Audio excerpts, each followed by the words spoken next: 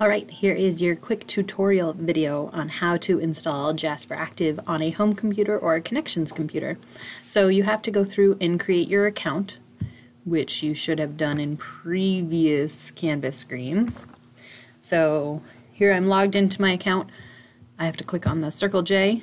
You can tell by the exclamation point down there that this is not up to date. We are going to download the home version. So let me see if I can do this here quick. Look, it's downloaded.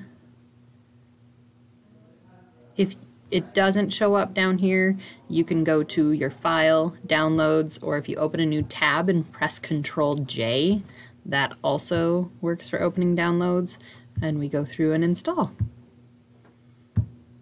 I'm just taking all of the regular defaults. Yes. Automatically close and yes. I'm gonna stick with that top one there. Installing, installing, installing. This is where you can sit back, be a little patient.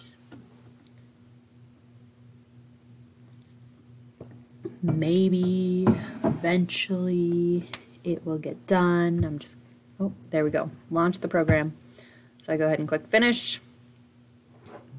And boom, now I am into Jasperactive. Hopefully, probably. Yep, there we go. Now I can log in and everything should boot up just fine. So let me know if you have any questions beyond that, and I'm happy to help.